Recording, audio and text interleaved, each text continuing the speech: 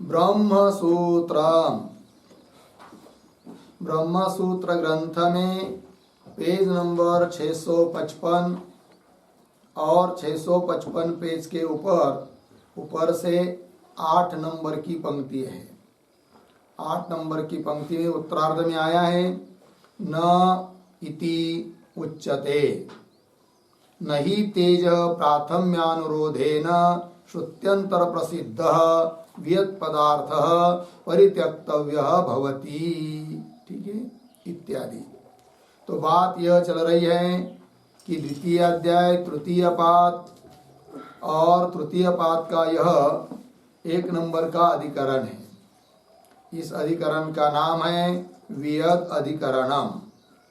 और एक देशी लोग कहते हैं कि आकाश की उत्पत्ति नहीं होती है, और सिद्धांतियों ने उनका निराकरण करके इस बात को बता दिया कि आकाश की उत्पत्ति होती है। क्योंकि आकाश की उत्पत्ति यदि नहीं मानेंगे तो प्रतिज्ञा की हानि होगी, और एकमेव अद्वितीयम ब्रह्म इत्यादिक जो अद्वैत प्रतिपादन करने वाली श्रुति है उस श्रुति का भी बाध होगा। अतः उस प्रतिज्ञा और श्रुति का बाध न हो, इसलिए आकाश की उत्पत्ति मानना आवश्यक है। उस पर पुनः एक देशी बोले कि आप कहते हैं कि इस प्रतिज्ञा और श्रुति का बाध न हो, इसलिए आकाश की उत्पत्ति माननी चाहिए। किंतु यदि आकाश की उत्पत्ति मानोगे तो क्या होगा कि आकाश की उत्पत्ति मानेंगे तो श्रुतियों में परस्पर में विरोध होता है। क्योंकि एक श्रुति करे तत्तेज सृजत, जबकि दूसरी श्रुति करे आत्मन आकाश संभूत, तो वो विरोध है। और श्रुति में विरोध मानेंगे तो अप्रामाण्य आएगा, वो ठीक नहीं, ऐसा एक देशी पुनः बोलते हैं। सिद्धांती पुनः उनका निराकरण करते हैं कि यदि इन श्रुतियों की एक वाक्यता हो सकती है तो विरोध रहता ही नहीं है, और एक वाक्यता होती है तो विरोध मानकर श्रुति का बाध मानना उचित नहीं है। फिर पुनः पूर्व पक्षी कहता है कि एक वाक्यता तब होगी जब अविरुद्ध श्रुति रहेगी, किंतु यहाँ पर तो विरुद्ध है। एक जगह तेज बताया, एक जगह आकाश बताया, तो एक वाक्यता कैसी होगी? तब श्रुति सिद्धांतियों ने कहा कि विरोध नहीं है, एक वाक्यता हो जाती है। क्योंकि आकाश एक सृष्टा का दो सृष्टव्यों के साथ भले संबंध न भी आता हो एक काल में, किंतु क्रमशः संबंध आ सकता है। अतः दोनों श्रुतियों का समन्वय इस तरह किया जा सकता है कि उस परमात्मा ने आकाश को उत्पन्न किया, फिर आकाश से वायु, फिर वायु से अग्नि, इस प्रकार मानते हैं तो कोई श्रुति में विरोध भी नहीं आता है, एक वाक्यता हो जाती है। इस प्रकार बता दिया सिद्धांतियों ने। और तो अन्य श्रुति में श्रुत्यंतर वशेन सृष्टव्यांतर का उपसंग्रह हमने कर लिया, ऐसा सिद्धांति ने बता दिया। और श्रुत्यंतर सिद्ध जो क्रम होता है वह अन्य श्रुति में संग्रहित किया जाता है, इसके लिए उदाहरण भी सिद्धांतियों ने दिया। क्या कहा था कि सर्वम खर्विदम ब्रह्म, इसमें साक्षात सृष्टि की उत्पत्ति बताई है, वस्तुजात की उत्पत्ति बताई, ब्रह्म से उत्पत्ति बताई है। तो भी वह श्रुति तत्तेज असृजत इत्यादि श्रुति में बताया हुआ जो तेज को प्रमुख मानकर क्रम है उसका वारण नहीं करती है, अपितु संग्रह करती है। उसी प्रकार तत्तेज असृजत यह श्रुति भी अन्य श्रुति में बताया हुआ जो आकाश आदि की उत्पत्ति है उसका भी क्रम का निवारण नहीं करेगी, अपितु संग्रह कर लेगी। ये बता दिया सिद्धांतियों ने। अतः श्रुतियों का विरोध नहीं है, एक वाक्यता हो जाती है। तब उस पर पुनः पूर्व पक्ष ने आक्षेप किया कि आपने जो दृष्टांत दिया सर्वम खर्विदम ब्रह्म इत्यादि को का, तो वह श्रुति सृष्टि प्रतिपादन करने वाली है ही नहीं है, अपितु शम का विधान करने वाली है। अतः सर्वम खर्विदम ब्रह्म इस श्रुति में जो शम का विधान हुआ है तो उस श्रुति से उस क्रम का वारण नहीं होगा। तत्तेज सृजत, क्योंकि उत्पत्ति बताने वाली श्रुति नहीं है, उत्पत्ति में उसका तात्पर्य नहीं है। किंतु दार्ष्टान्त में तो ऐसा नहीं है ना। पूर्व पक्षी बोलता है। दृष्टांत में क्या है? सिद्धांत में तत्तेज असृजत यह श्रुति उत्पत्ति बताने वाली श्रुति है, अतः यह श्रुति अन्य श्रुति के क्रम का संग्रह नहीं करेगी, ऐसा कहता है कौन? पूर्व पक्षी। ठीक है ना? तब उसका अब उत्तर देना है, तो उत्तर देने के लिए यह पंक्ति आई है न इति उच्यते। ठीक है, तो न इति उच्यते जो पंक्ति है उसके ऊपर लिखिए समाधानम। सिद्धांती समाधान दे रहे हैं। और न इति उच्यते के न के पूर्व में एक वाक्य लिखते हैं अवतरण के रूप में, तत्परत्व अतत्परत्व, तत्परत्व अतत्परत्व वैषम्ये अपि, वैषम्ये अपि तत्तेज असृजत, तत्तेज असृजत इति अस्य न श्रुत्यंतर सिद्ध क्रम निवारकता, श्रुत्यंतर सिद्ध क्रम निवारकता इति आह न इति, श्रुत्यंतर सिद्ध क्रम निवारकता इति आह न इति। ठीक है, देखो भाई अर्थ।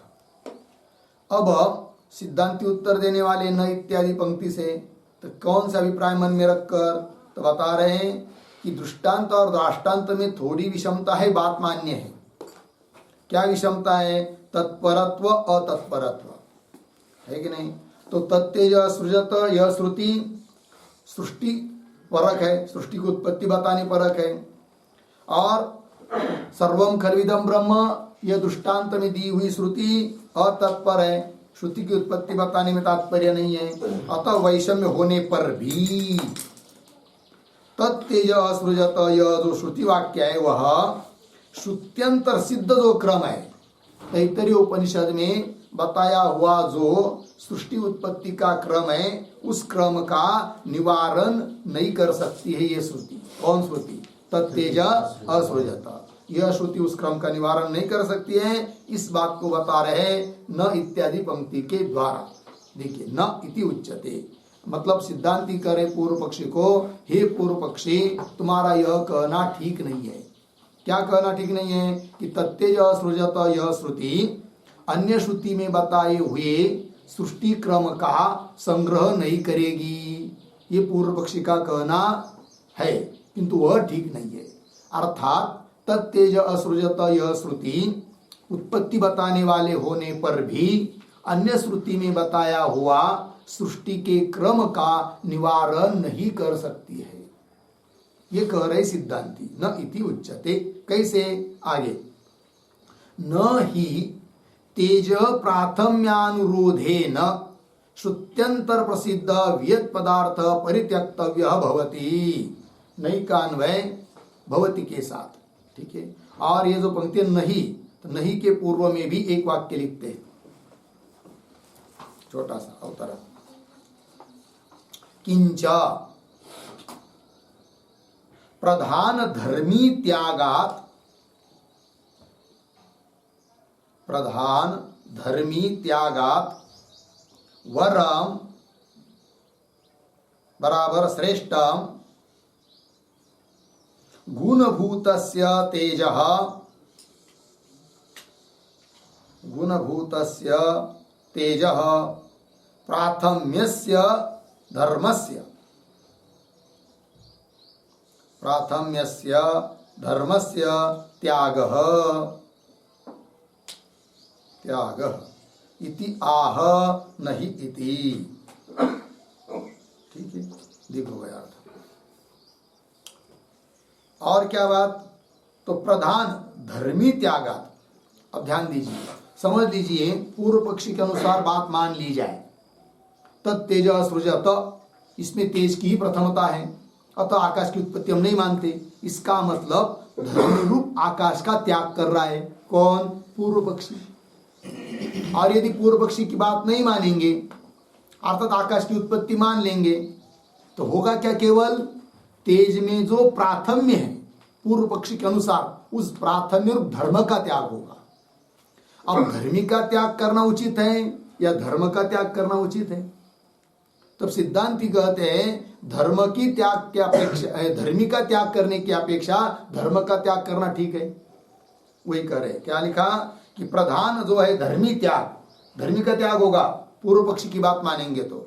आकाश और आकाश की उत्पत्ति वो सब नहीं मानना पड़ेगी। फिर तेज का प्राथम्य टिकाने के लिए, प्राथम्य रूप धर्म को टिकाने के लिए, और उस आकाश की उत्पत्ति मानेंगे तो इतना ही होगा, तेज में जो पूर्व पक्षी के अनुसार प्राथम्य तो धर्म है उसका त्याग होगा, क्योंकि प्राथम्य आएगा आकाश को। किंतु धर्मी की त्याग करने की अपेक्षा श्रेष्ठ है धर्म का त्याग करना। इस बात को मन में रखकर उत्तर दे रहे हैं। उत्तर निकालने क्या लिखा, प्रधान धर्मी त्यागात वरम नाम श्रेष्ठम, क्या जी, गुणभूतस्य, गौणभूत जो तेज प्राथम्यस्य धर्मस्य, तेज में जो प्राथम्य धर्म है, प्रथमता धर्म है, उसका त्याग करना उचित है। ये बात आइए भाष्य में, नहीं कान्वय भवती के साथ, तेज प्राथम्य अनुरोधे न, तेज में पूर्व पक्षी के अनुसार प्राथम्य है, तत्तेज सृजत, उसके अनुरोध से श्रुत्यंतर प्रसिद्ध वियत पदार्थ, श्रुत्यंतर तस्माद् वा ए तस्मात्, इस श्रुति में, अन्य श्रुति में प्रसिद्ध जो वियत पदार्थ, आकाश पदार्थ, आकाश की उत्पत्ति, उसका परित्यक्तव्य न भवति, उसका त्याग करना उचित नहीं है। प्राथम्य के अनुरोध से अन्य श्रुति में प्रसिद्ध धर्मी रूप जो वियत पदार्थ, उसका त्याग करना उचित नहीं है, ये कह रहे हैं। वियत पदार्थ, वियत की उत्पत्ति रूप पदार्थ परित्यक्तव्य न भवति, क्यों, हेतु दे रहे, पदार्थ धर्मत्वात् क्रमस्य, क्रमस्य पदार्थ धर्मत्वात्, क्रम क्या है, पदार्थ का धर्म है, और धर्म के अपेक्षा अधिक बलवान होता है धर्मी, क्योंकि धर्मी ही नहीं रहेगा धर्म कहां से आएगा, है कि नहीं। अतः धर्मी का त्याग करने की अपेक्षा धर्म का त्याग करना उचित है, क्योंकि धर्म ये पदार्थ का है कि नहीं। तो धर्मी हुआ पदार्थ, ये बात, पदार्थ धर्मत्वात् क्रमस्य, ठीक है। ये जो है पदार्थ धर्मत्वात् क्रमस्य, उसके आधार पर एक वाक्य लिखते टिप्पणी लिखेंगे, तथा च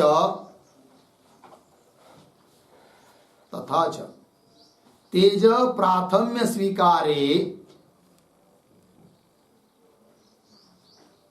तेज प्राथम्य स्वीकारे आकाश सर्ग धर्मी, आकाश सर्ग धर्मी, कौंस में लिखिए आकाश की उत्पत्ति रूपी धर्मी, आकाश की उत्पत्ति रूपी धर्मी, कौंस बन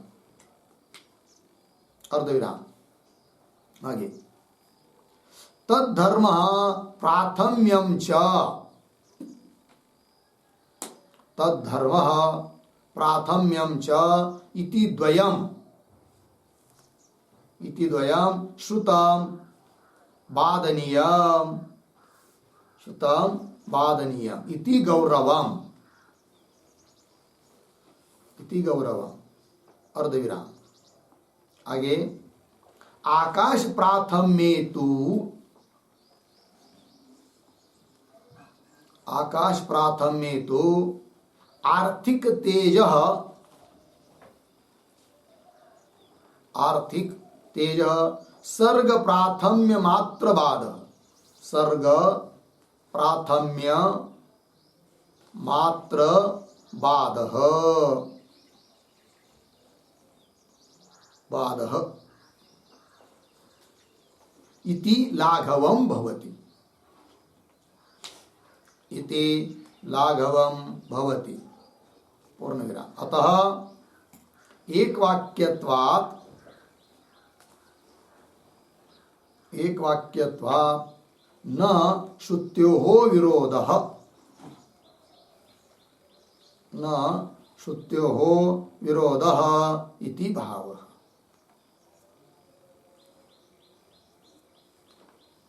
इति भाव। ठीक, देखो भाई अर्थ। तथा च तेज प्राथम्य स्वीकारे, तेज की प्रथमता स्वीकार करेंगे तो होगा क्या? आकाश सर्ग धर्मी, आकाश की उत्पत्ति रूप धर्मी और उसका धर्म जो प्राथम्य, दोनों का त्याग करना पड़ेगा। तद धर्म प्राथम्यम च इति द्वयम श्रुतम, जो कि दोनों भी श्रुति ने बताया है, उसका बात करना पड़ेगा, ये गौरव होगा, दो का त्याग करना पड़ेगा। और उसके बावजूद आकाश प्राथम्य, आकाश की प्रथमता मानेंगे तब क्या होगा? तेज में जो प्राथम्य है धर्म, केवल उसका ही त्याग करना पड़ेगा। और वो भी प्राथम्य कोई साक्षात किसी शब्द ने बताया नहीं है, अर्थ के अनुसार प्राप्त है, आर्थिक प्राप्त है, अर्थात प्राप्त है, क्योंकि तत्तेज सृजते श्रुति है और उसके पूर्व में, तेज के पूर्व में किसी चीज को बताया नहीं, अतः हम लोग जान लेते हैं कि प्रथम है करके। अर्थात उस तेज में जो प्राथम्य वो आर्थिक है, अर्थात प्राप्त है, उसका केवल त्याग करना पड़ेगा, ये बात। आकाश प्राथम्य तो आर्थिक तेज सर्ग, सर्ग मतलब उत्पत्ति, आर्थिक अर्थतः प्राप्त जो तेज सर्ग का प्राथम्य, तेज की उत्पत्ति का प्राथम्य, उतने मात्र का बाद होगा, ये लाघव है फिर। अतः एक वाक्यत्वा, इसलिए दोनों वाक्यों की एक वाक्यता होने से श्रुतियों में कोई विरोध नहीं, ये सिद्धांतियों का अभिप्राय। ठीक है, और आगे चलिए भाष्य में। अपीच, ठीक है, अपीच तत्तेज असृजत इति नात्र क्रमस्य वाचक कश्चित् शब्द अस्ति, अर्थात तु क्रम अवगम्यते। ठीक है, देखिए भाई, तो तेज का जो प्राथम है उसके अनुरोध से वियत पदार्थ का त्याग करना इसलिए भी उचित नहीं है। क्यों बता रहे? अपीच तत्तेज असृजत इति, इस वाक्य में इति अत्र क्रमस्य वाचक कश्चित् शब्द न अस्ति, न का अन्वय अस्ति के साथ, क्रम को बताने वाला कोई भी शब्द यहाँ पर नहीं है कि तेज प्रथम है करके, ऐसा कोई शब्द नहीं है। फिर तेज में प्राथम्य कैसा मान रहा है पूर्व पक्षी? तब करे अर्थात तु क्रम अवगम्यते, अर्थात क्रम प्राप्त होता है। इसका मतलब तत्तेज सृजत, इसके पूर्व में कुछ है नहीं इस वहां श्रुति पर। जैसे तस्मात् वायु तस्मात् आत्मना आकाश, आकाश से वायु, वायु से अग्नि, अग्नि के पूर्व में वहां पर आकाश है, वायु है उधर तैत्तिरीय उपनिषद में। उस प्रकार छांदोग्य उपनिषद में जो श्रुति आई है तत्तेज सृजत, यहाँ पर तेज के पूर्व में कुछ न होने के कारण पूर्व पक्षी बोलता है तेज में प्राथम्य है, अर्थात तेज में प्राथम्य वो कैसा हुआ फिर? अर्थात प्राप्त है। कोई बताने वाला पहला शब्द नहीं है, कोई बताने वाला शब्द नहीं कि पहला ही करके, ये बात।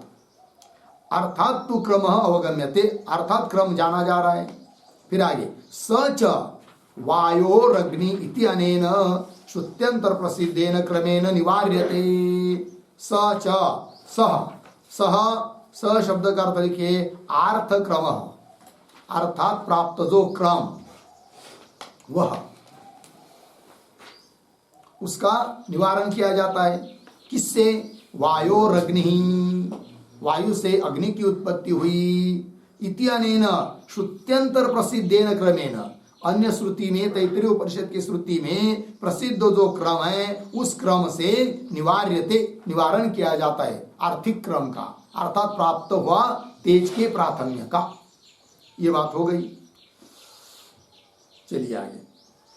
तो यहां तक क्या सिद्ध हुआ? एक वाक्यता होने में कोई दिक्कत नहीं है, ठीक है ना, श्रुतियों का परस्पर विरोध भी नहीं है, और तत्तेज असृजत यह श्रुति उत्पत्ति परक होने पर भी अन्य श्रुति में बताए हुए उत्पत्ति के क्रम का निवारण नहीं कर सकती है, अपितु उसका संग्रह ही करना पड़ता है। और संग्रह कर लेंगे एक वाक्यता हो जाती है, और एक वाक्यता होती है तो श्रुतियों में परस्पर विरोध नहीं है, विरोध नहीं है तो अप्रामाण्य भी नहीं है, तो प्रमाणभूत श्रुति है। और यदि श्रुतियां प्रमाणभूत है तो प्रमाणभूत श्रुतियों से बताया हुआ जो ब्रह्म समन्वय उसका भी बाद नहीं, यहां तक ये सिद्ध होता है।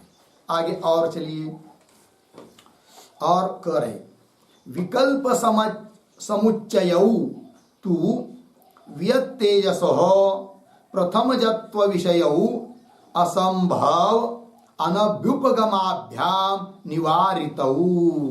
ठीक है ना, थोड़ा सा शब्दों का अन्वय, दो शब्द छोड़कर आगे, वियत तेजसो हो प्रथमजत्व विषयौ, फिर पीछे विकल्प समुच्चयौ तु, आगे असंभव अनभ्युपगमाभ्याम निवारित हो गया।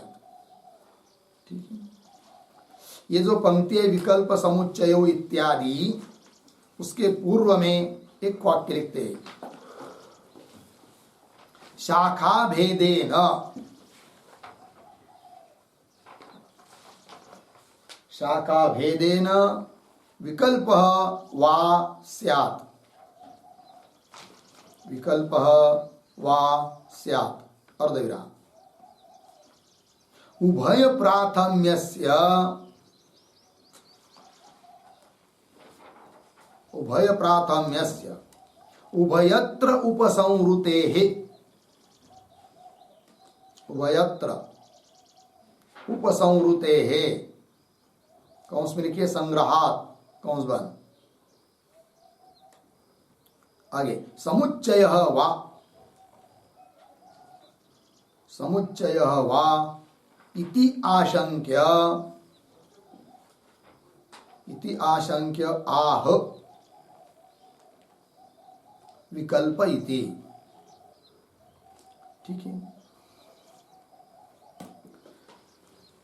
पूर्व पक्ष ने कहा था कि विकल्प मान लेंगे, फिर कैसा विकल्प, शाखा भेदेन विकल्प वा स्यात्, मतलब तैत्तरीय उपनिषद में आकाश की उत्पत्ति बताइए, ठीक है, उसके अनुसार उसका आकाश का प्राथम्य मान लेंगे, और छांदोग्य में तत्तेज सृजत, यहाँ पर तेज का प्राथम्य है, तो इसके अनुसार, इसके अनुसार तेज का प्राथम्य मान लेंगे, दोनों को मान लेंगे शाखा भेद से, इसके अनुसार ये, उसके अनुसार ये, इस प्रकार विकल्प मान लेंगे।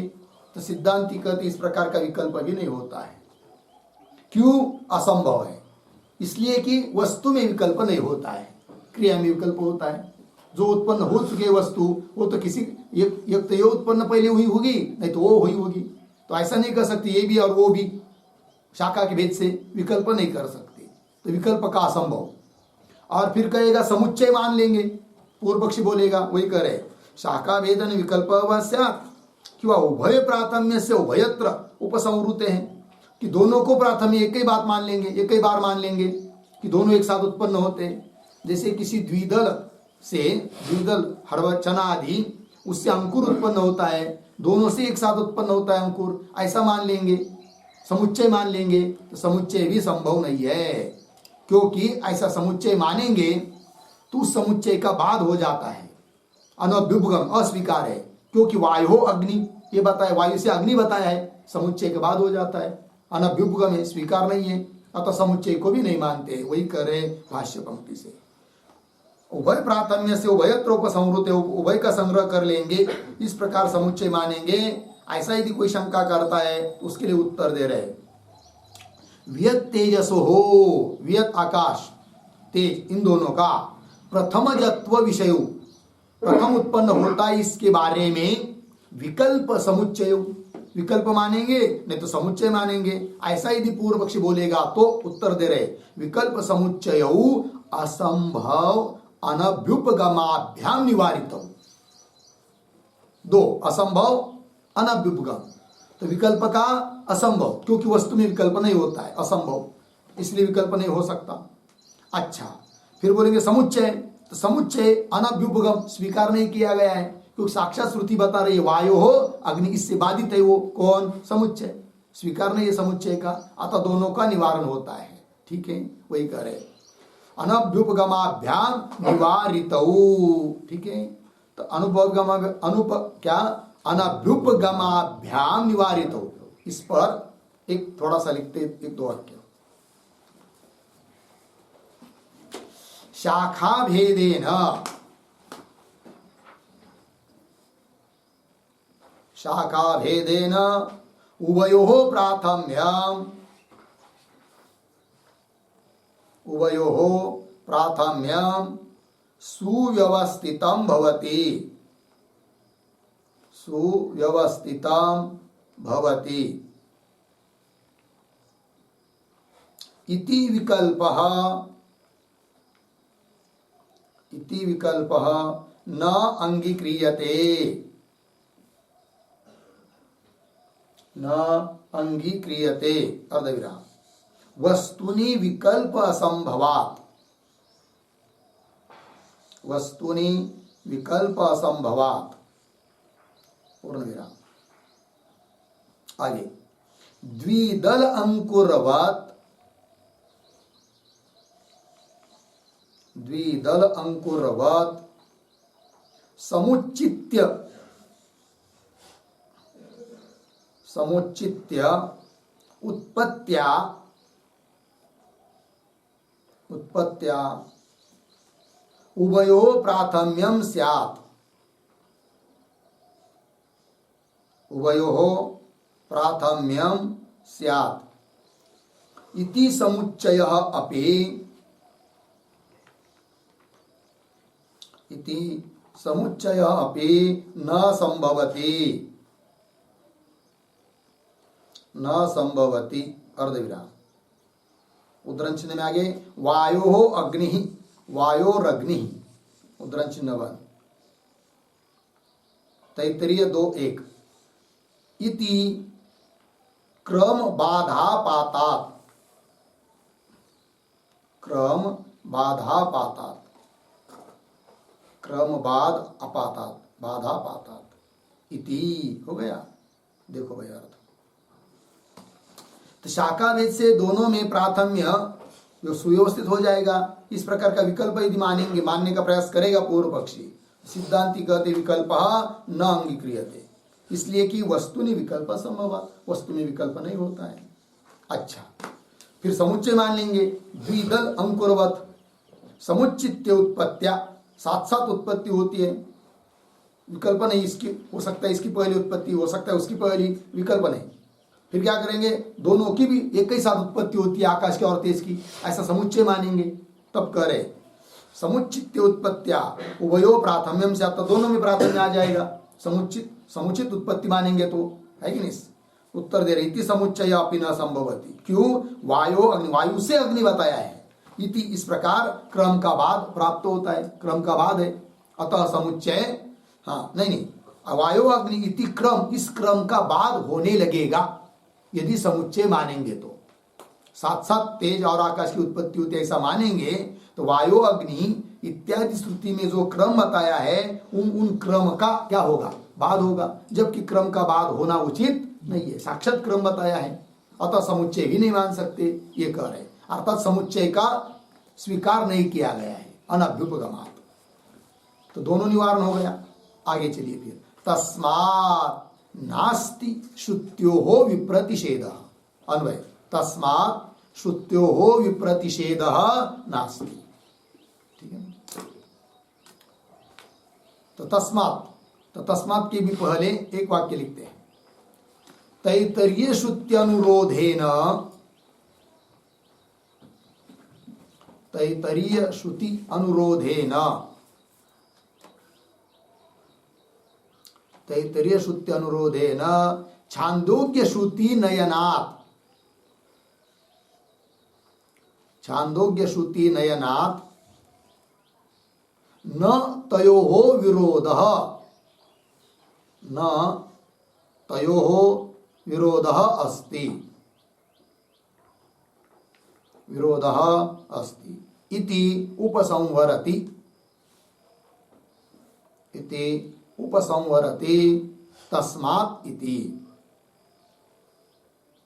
ठीक है। देखो भाई अर्थ, तैत्तरीय श्रुति के अनुरोध से, तैत्तरीय श्रुति में जैसा बताया उसके कथन के अनुसार छांदोग्य श्रुति नयनात्, छांदोग्य श्रुति को उसके तरफ से उसके दृष्टि से लगाया, आत्मा से आकाश की उत्पत्ति, आकाश से वायु की, वायु से अग्नि की, इस प्रकार करने से छांदोग्य श्रुति नयनात् न तयोः विरोध, तयोः श्रुत्योः विरोधः न अस्ति, उन श्रुतियों में कोई विरोध नहीं है, इस प्रकार उपसंहार कर रहे तस्मात् इत्यादि पंक्ति से। तस्मात् श्रुत्यो विप्रतिषेध, विप्रतिषेध शब्द का अर्थ होता है विरोध, विप्रतिषेध नास्ति, नहीं है। ठीक है, चलिए भाई आगे। अपि च छांदोग्ये येन अश्रुतं श्रुतं भवति इति एतां प्रतिज्ञां वाक्योपक्रमे श्रुतां समर्थयितुम् असमाम्नातम् अपि वियत उत्पत्तौ उपसंख्यातव्यम् अर्धविराम किम अंग पुनः तैतरीय के समाम्नातम नभः न संगृह्यते। ठीक है, सिद्धांति बोल रहे। तो शब्दों का थोड़ा अन्वय भी करना है और अवतरण के रूप में एक वाक्य भी, अपि के पहले लिख लेते उसको। अपि के पंक्ति चालू हुई ना, अपि च, उसके पूर्व में एक वाक्य, न केवलम श्रुत्योः अविरोधः, न केवलम श्रुत्योः अविरोधः अर्धविराम अपितु छांदोग्य श्रुतेः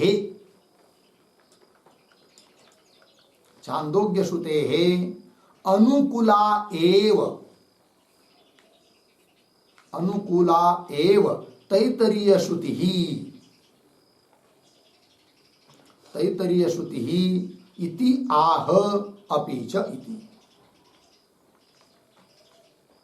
इति आह अपि च इति। ठीक है, देखो भैया, न केवल श्रुति अविरोध, श्रुति में अविरोध, केवल अविरोध ही है ऐसी बात नहीं, अविरोध ही है, विरोध नहीं है दोनों का, किंतु और भी क्या, अपितु छांदोग्य श्रुति अनुकूला, छांदोग्य श्रुति के लिए अनुकूल है कौन, तैतरीय श्रुति, इस बात को बोल रहे हैं। अर्थात विरोध तो ही नहीं है, उल्टा एक दूसरे के लिए श्रुति क्या है, अनुकूल है, इस बात को बोल रहे हैं अब सिद्धांति। देखिए पंक्ति, अपि च छांदोग्ये येन अश्रुतं श्रुतं भवति इति आप तक सरल हुआ, फिर आगे थोड़ा अन्वय करते, इति दो शब्द छोड़कर, वाक्योपक्रमे श्रुताम, फिर पीछे एताम प्रतिज्ञाम, आगे समर्थयितुम असमाम्नातम अपि वियत उत्पत्तौ उपसंख्यातव्यम अर्धविराम, फिर आगे एक शब्द जोड़कर, अंग, हे अंग, पुनः तैतरीय के समाम्नातम नभः, फिर पीछे आइए, किम न संगृह्यते। ठीक है, किम न संगृह्यते, अर्थ देखो भाई, अपि च छांदोग्य उपनिषद में प्रतिज्ञा की गई है, वाक्य के उपक्रम में ही क्या प्रतिज्ञा है वो, ये न अश्रुतम श्रुतम भवति, कि जिससे न सुना हुआ भी सुना हुआ हो जाता है, इति वाक्योपक्रमे, वाक्य के आरंभ में, श्रुताम, श्रुति ने बताई हुई यह प्रतिज्ञा, एताम प्रतिज्ञा समर्थयितुम, श्रुति में बताई हुई, वाक्य के उपक्रम में बताई हुई जो प्रतिज्ञा है, उस प्रतिज्ञा का समर्थन करने के लिए, समर्थयितुम, समर्थन करने के लिए, सिद्ध करने के लिए, क्या जी, असमाम्नातम अपि वियत उत्पत्ति, असमाम्नातम, असमाम्नातम का अर्थ है अश्रुतम किंवा अपठितम, छांदोग्य उपनिषद में पठित नहीं है आकाश की उत्पत्ति, तो असमाम्नातम मतलब अश्रुतम किंवा अपठितम, यह अर्थ, असमाम्नातम अपि वियत उत्पत्तौ, वियत मतलब आकाश, आकाश की उत्पत्ति उपसंख्यातव्यम, उसका संग्रह करना चाहिए प्रतिज्ञा सिद्धि के लिए।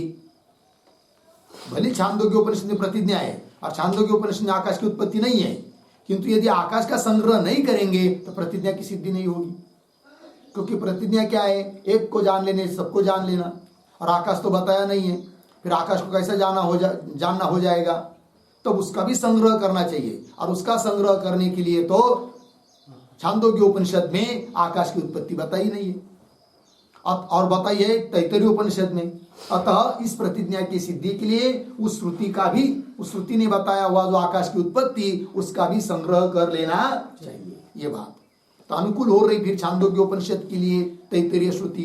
ये बात असमामनातमपि, मिल गया ना पंक्ति, अपि वियद उत्पत्तो, है कि नहीं, वियद उत्पत्तो मतलब आकाश की उत्पत्ति प्रकरण में, वियद उत्पत्तो उपसंख्यातव्यम, उत्पत्ति प्रकरण में जो बताया है तैत्तरीय उपनिषद में आकाश की उत्पत्ति, उसका भी उपसंख्यान, उपसंख्यान शब्द का अर्थ होता है ग्रहण करना चाहिए, ठीक है ना। असमामनातम अपि, अश्रुतम अपठितम अपि, आकाश का भी क्या उत्पत्ति प्रकरण में, उत्पत्ति प्रकरण छांदोग्य उपनिषद में जो तत्तेज असृजत यह उत्पत्ति प्रकरण है, उस उत्पत्ति प्रकरण में आकाश का उल्लेख तो है नहीं, किंतु प्रतिज्ञा सिद्धि के लिए तत्तेज असृजत इत्यादि उत्पत्ति प्रकरण में आकाश का भी संग्रह करना चाहिए, यह अभिप्राय। समर्थयितुम, है कि नहीं, असमामनातम अपि वियत, जिसका पाठ नहीं है, अश्रुत है, ऐसा जो वियत, उसका भी उत्पत्तो, उत्पत्तो अर्थात छांदोग्य उपनिषद में जो उत्पत्ति प्रकरण है उसमें उपसंख्यातम संग्रह ग्रहण कर लेना चाहिए आकाश का। फिर आगे बोल रहे किम अंग, अंग संबोधन है, किम अंग, है कि नहीं। पुनः तैत्तरीय के समामनातम, तैत्तरीय उपनिषद में समामनातम, समामनातम श्रुतम किंवा पठितम, ठीक है ना। नभः, तैत्तरीय उपनिषद में पठित जो नभ है आकाश, नभः किम न संगृह्यते, क्यों उसका संग्रह नहीं करोगे, अर्थात उनका संग्रह करना आवश्यक है, करना ही चाहिए।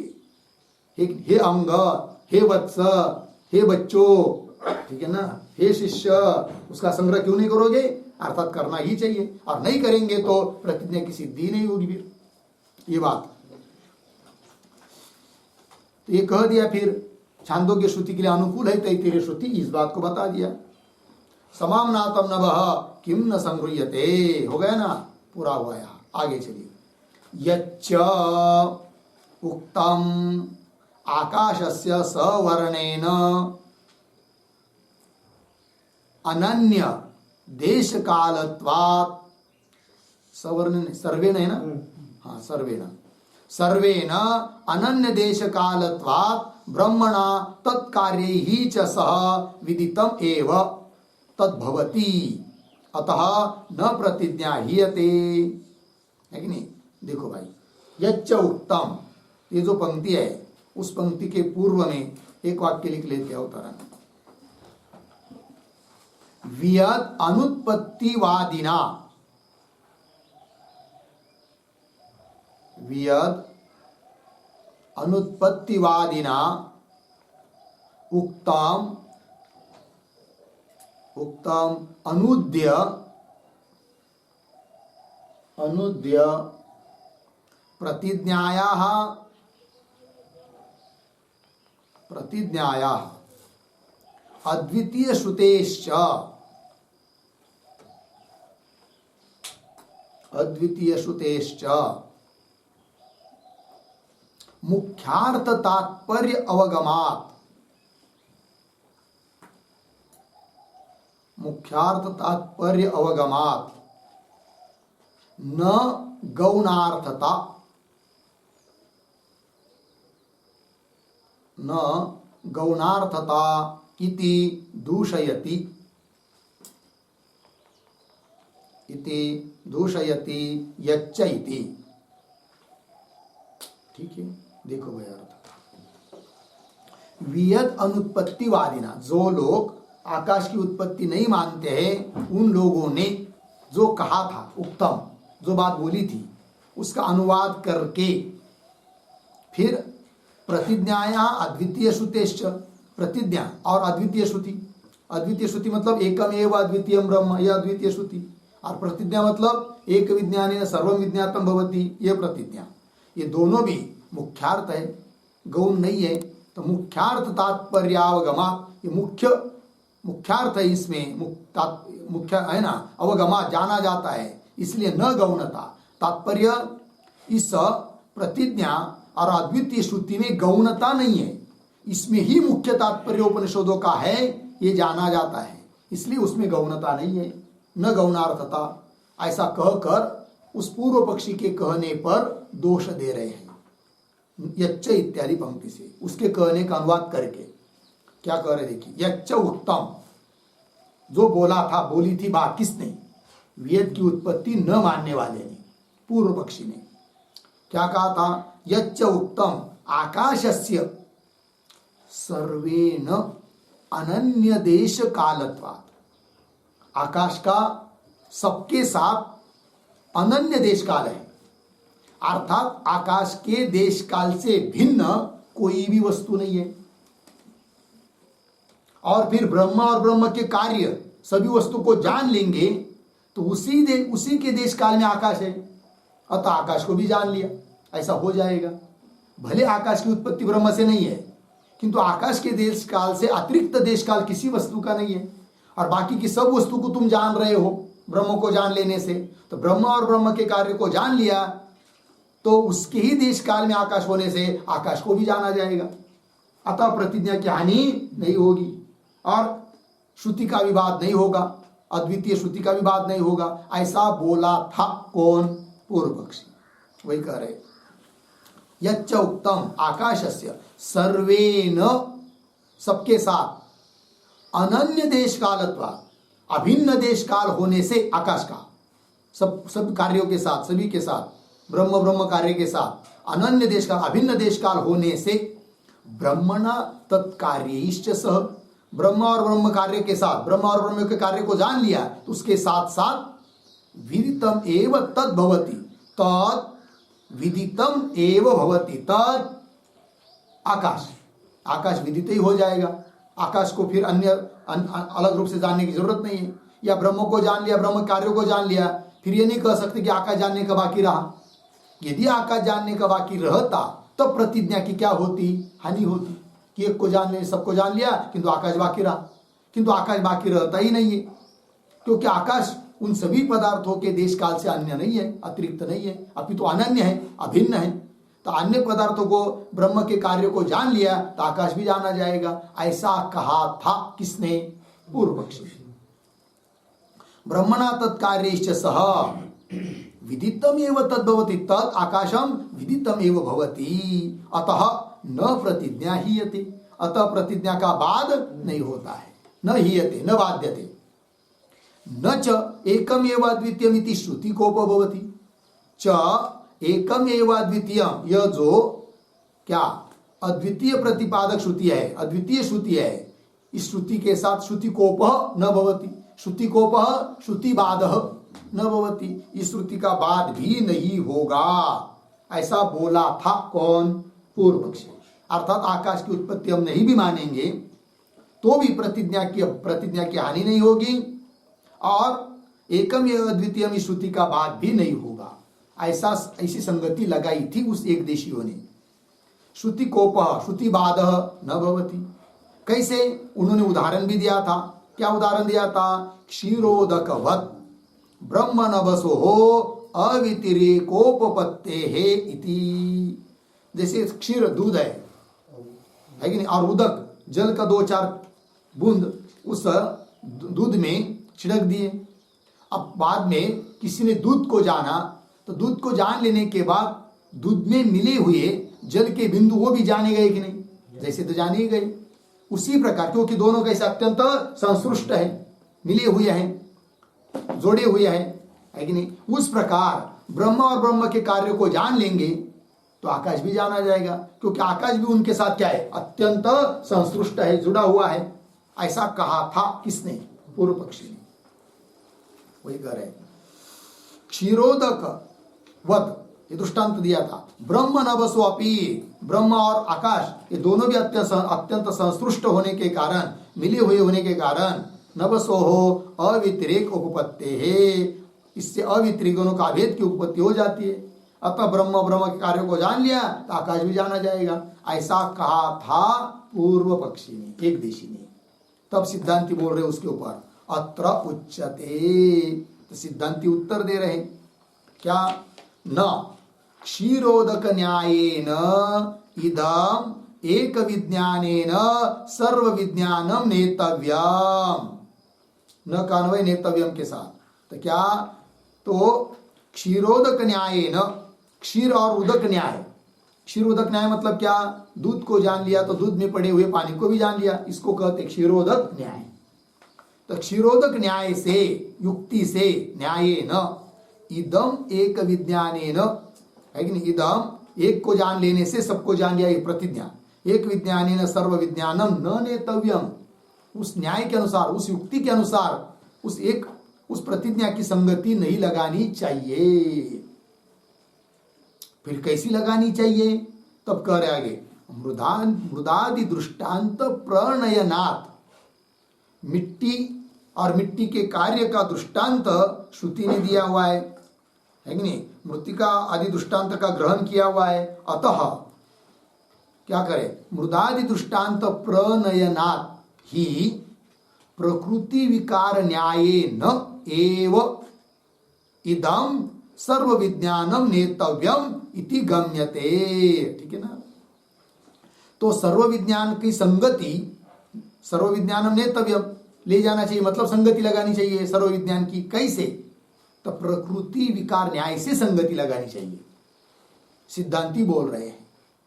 तो प्रकृति विकार न्याय क्या होता है जी, तो प्रकृति उपादान कारण मिट्टी आदि, कार्य घटादि, और दोनों का क्या होता है, अभेद, है कि नहीं। तब कारण को जान लेने से कार्य को जान लिया, इस न्याय से ही सर्व विज्ञान की संगति लगानी चाहिए।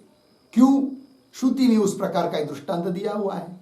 वही कह रहे, मृदादि दृष्टांत प्रणयनात्, मृदादि दृष्टांत का प्रणयन लिखा हुआ होने के कारण प्रकृति विकार न्यायेन एव इदम सर्व विज्ञानम नेतव्यम, सर्व विज्ञान की संगति लगानी चाहिए, इति गम्यते, यह जाना जाता है। ठीक है जी, तो ये जो है ना प्रकृति विकृति, प्रकृति विकार न्यायेन, इस पर एक वाक्य लिखते हैं,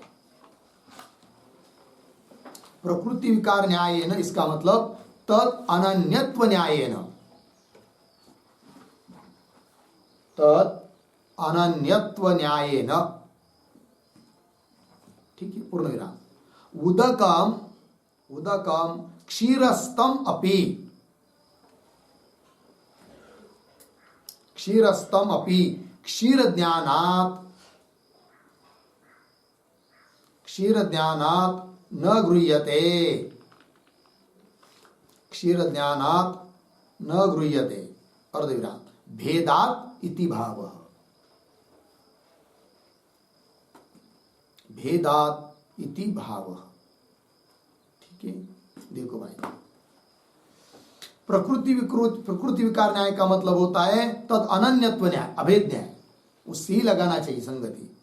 और उदक दृष्टांत किसे नहीं, क्यों, उदकम क्षीरस्तम अपि, जल क्षीर में होने पर भी, दूध में होने पर भी, क्षीर ज्ञानात् न गृह्यते, दूध के ज्ञान से उसका ग्रहण नहीं हो सकता है, क्योंकि अत्यंत संश्रुष्ट है वो, संश्रुष्ट होने पर भी उसमें भेद है कि नहीं। वही कह रहे, क्षीर ज्ञानात् न गृह्यते क्योंकि भेदात्। उस प्रकार इधर ब्रह्म और ब्रह्म को कार्य को जान लेने से, और ब्रह्म का कार्य आकाश न होने पर भी संश्रुष्ट होने मात्र से यदि जाना जाता, ऐसा कहोगे तो नहीं हो सकता, क्योंकि उसमें भेद तो ये है, सत्ता उसकी अलग तो ये है, ये बात। अतः वो एक प्रतिज्ञा, एक को जानने से सबको जान लिया, ये प्रतिज्ञा क्षीरोदक न्याय से नहीं ले जानी चाहिए, अपितु मृदादि दृष्टांत से ही ले जानी चाहिए, उसकी संगति करनी चाहिए, ये बात। आइए, प्रकृति विकार न्यायेन एव इदम सर्व विज्ञानम नेतव्यम इति गम्यते। क्यों ऐसा, आगे दे रहे भाष्यकार भगवान, क्षीरोदक न्यायेन च सर्व विज्ञानम कल्प्यमानम न सम्यक विज्ञानम स्यात्। ठीक है ना, थोड़ा अन्वय, क्षीरोदक न्यायेन च, एक शब्द छोड़कर आगे, कल्प्यमानम, पीछे सर्व विज्ञानम, आगे सम्यक विज्ञानम, फिर पीछे न अंतिम में स्यात्, क्योंकि उस एक विज्ञान की संगति क्षीरोदक न्याय से लगाओगे तो वह सम्यक ज्ञान नहीं होगा। वही कह रहे क्षीरोदक न्याय न च कल्प्यमानम, कल्पना करना सर्व विज्ञान की, तब क्या होगा, वह सम्यक विज्ञानम न स्यात्, वो यथार्थ ज्ञान नहीं होगा। क्योंकि क्षीर को जानने से भी जल को जानना बाकी रह ही जाता है, क्योंकि उनका भेद है, संसृष्ट इतना ही केवल। उस प्रकार ब्रह्म और ब्रह्म को कार्य को जान लेने पर आकाश यदि स्वतंत्र मानेंगे, उत्पत्ति नहीं मानेंगे, तो आकाश जानना बाकी ही रहेगा। ठीक है ना।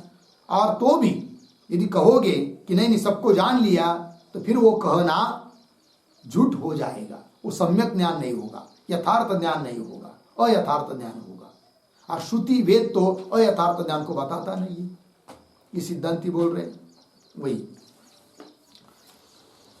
क्षीरोज्ञायेन च कल्प्यमानम सर्व विज्ञानम सम्यक विज्ञानम न स्यात्। आगे न ही क्षीर ज्ञान गृहीतस्य उदकस्य सम्यक विज्ञान गृहीतत्वम अस्ति। वही कह रहे नहीं कान्वय अस्ति के साथ क्षीर ज्ञान, क्यों ही, क्योंकि क्षीर ज्ञान गृहीतस्य, क्षीर ज्ञान से ग्रहण किया गया जो उदक, उस उदकस्य सम्यक विज्ञानम गृहीतत्वम न अस्ति। ठीक है ना। तो क्षीर के ज्ञान से गृहित उदक का यथार्थ ज्ञान से ग्रहण नहीं है। सम्यक विज्ञान गृहीतत्वम, यथार्थ रूप से उसका ग्रहण नहीं है कि जल है करके इसमें, या जल से अभिन्न है करके। ठीक है ना। तो सम्यक विज्ञान गृहीतत्वम न अस्ति। फिर वेद झूठ बोल रहा है, ये बात सिद्ध होगी यदि एक विज्ञान को क्षीरोदक न्याय से लगाओगे तो। ठीक है ना। जबकि वेद को है कि नहीं, वेद से अयथार्थ ज्ञान मानना उचित नहीं है। ठीक है। आगे देखिए न च वेदस्य पुरुषाणाम इव माया अलिक वंचनादिभिः अर्थावधारणम उपपद्यते। ठीक है। ये जो वाक्य है न च इत्यादि, तो न के पूर्व में एक वाक्य लिखते हैं अवतरण, श्रुतेः सम्यक ज्ञानम मा अस्तु, सम्यक ज्ञानम मा अस्तु अर्धविराम भ्रांति मूलत्व संभवात्, भ्रांति मूलत्व संभवात् इति आशंक्य, इति आशंक्य अपौरुषेयत्वात्, अपौरुषेयत्वात् मैवम इति आह, मा एवं इति आह न च इति। ठीक है जी। देखो यार, श्रुते है, श्रुति से सम्यक ज्ञान मास्तु, अभी अभी पीछे का क्षीरोदक न्याय से लगाओगे एक विज्ञान को, सम्यक ज्ञान नहीं होगा। कदाचित पूर्व पक्षी बोलेगा ठीक है, फिर श्रुति से सम्यक ज्ञान नहीं होता है तो मत होने दो, सम्यक ज्ञान मास्तु। क्यों? भ्रांति मूलत्वा, श्रुति भी भ्रांति मूलक ऐसा हम कह देंगे। तब सिद्धांति कहते इत्याशंख्य, सिद्धांति कह रहे अपौरुषेयत्वात् मा एवं, श्रुति अपौरुषेय है, अतः ऐसा मत बोल क्या कि श्रुति से सम्यक ज्ञान नहीं होता है भ्रांति मूल होने से, ऐसा मत बोल, क्योंकि श्रुति कैसी है? अपौरुष है। वही कह रहे न च वेदस्य पुरुषाणाम इव माया अलिक वंचनादिभिः अर्थावधारणम उपपद्यते। ठीक है ना। थोड़ा सा अन्वय कर दे, न को छोड़कर आगे च वेदस्य, फिर दो तीन शब्द छोड़कर आगे आया है अर्थावधारणम, पीछे पुरुषाणाम इव माया अलिक वंचनादिभिः, फिर वाक्य के शुरू में है न, फिर अंतिम में उपपद्यते, न उपपद्यते।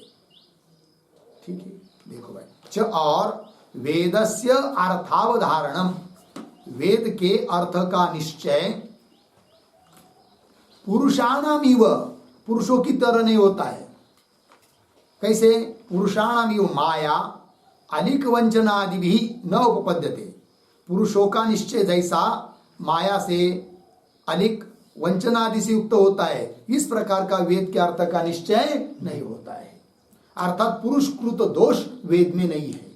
अतः वेद के द्वारा जो भी अर्थ बताया गया है वह सम्यक अर्थ ही है, यथार्थ ही है, उसको अयथार्थ नहीं कह सकते। ये बोलना, ये कहना। तो ये जो माया अलिक वंचनादि, ये क्या है जी? तो उसका अर्थ लिखिए, माया बराबर भ्रांति, माया बराबर भ्रांति, तया, ठीक है, अर्धविराम।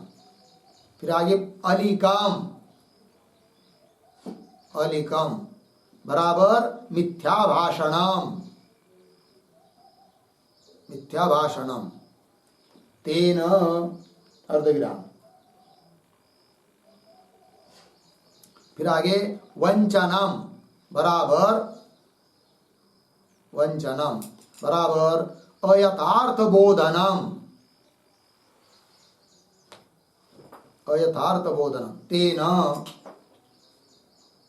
पूर्ण विराम। आदिपदात्, आदिपदात् विप्रलिप्सा प्रमाद, विप्रलिप्सा प्रमाद करणापाटवाणी, करण अपाटवाणी, करणापाटवाणी गृह्यन्ते।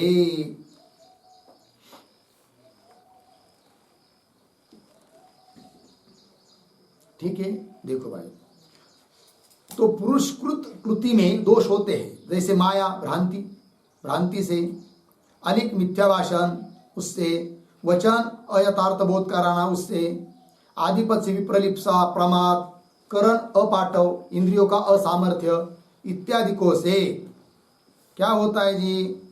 तो माया अलिक वंचनादि भी, वंचनादि भी क्या है आगे? हाँ, वंचनादि भी न उपपद्यते पुरुषाणामिव, पुरुष की तरह इस प्रकार से वेद में नहीं होता है। भ्रांति, वंचन, मिथ्या भाषण इत्यादि दोष नहीं होते हैं, इसलिए वेद के द्वारा जो अर्थ होगा वो यथार्थ ही होता है। अतः पूर्व पक्षी ने जो कहा था कि वेद से जो अर्थ हो रहा है असम्यक ज्ञान भी मान लो, तो नहीं मान सकते, ये बात बता दी। आगे चलिए, सावधारणा च इयम एकमेव द्वितीयम इति श्रुति ही क्षीरोदक न्यायेन नियमाना पीडेत, ये भी बात बता रहे।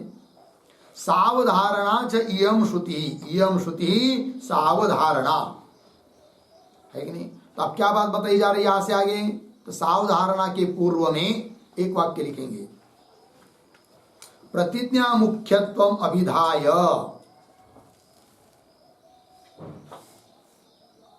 प्रतिज्ञा मुख्यत्वम अभिधाय अद्वितीय श्रुति मुख्यताम आह, अद्वितीय श्रुति मुख्यताम आह सावधारणा इति। ठीक है, देखो भाई अर्थ, अभी तक प्रतिज्ञा मुख्य है, गौण नहीं है, इस बात का विधान किया। यदि गौण होती तो क्षीरोदक न्याय से भी संगति लगा सकते थे, किंतु मुख्य है, अतः मृदादि दृष्टांत से ही संगति लगाना पड़ती है प्रतिज्ञा की, इस बात को बता दिया। उस प्रकार अद्वितीय श्रुति, अद्वितीय श्रुति भी मुख्य है, इस बात को कह रहे हैं सावधारणा इत्यादि पंक्ति से। तो सावधारणा च इयम श्रुति, सावधारणा, सावधारणा मतलब क्या? सावधारणा शब्द का अर्थ लिखिए सर्वद्वैत निषेध परा, सावधारणा मतलब सर्वद्वैत निषेध परा, सभी द्वैत का निषेध करने वाली यह श्रुति। ठीक है, सावधारणा च इयम श्रुति, श्रुति कौन श्रुति? एकम एव द्वितीयम इति श्रुति ही क्षीरोदक न्यायेन, यदि क्षीरोदक न्याय से इसको लगाओगे प्रतिज्ञा को, तो यह श्रुति क्षीरोदक न्यायेन नियमाना, क्षीरोदक न्याय से इस श्रुति का अर्थ लगाएंगे नियमाना पीडेत बाध्येत, श्रुति का क्या होगा? बाद होगा। क्योंकि शिरोधक न्याय से यदि एक विज्ञान से सब विज्ञान मानेंगे तो फिर वो यथार्थ ज्ञान नहीं होगा, क्योंकि क्षीर को जान लेने पर भी उदक का जानना बाकी रह जाता है। ये बात है। आगे, न च स्वकार्यापेक्षया इदम वस्तु एक देश विषयम सर्व विज्ञानम एकम एव अद्वितीय अवधारणम च इति न्याय्यम् मृदादिषु अपि तत्संभवात् न तत् अपूर्ववत् उपन्यसितव्यम भवति। ठीक है। अब ये जो पंक्ति है ना, न च स्वकार्यापेक्षा इत्यादि, यहां से आगे आप रहने दीजिए, कर लेंगे, थोड़ा बाकी है किंतु उसका विचार कर लेकर। ओम पूर्णमदः पूर्णमिदं पूर्णात् पूर्णमुदच्यते पूर्णस्य पूर्णमादाय पूर्णमेवावशिष्यते। ओम शांति शांति शांति। शंकरं शंकराचार्य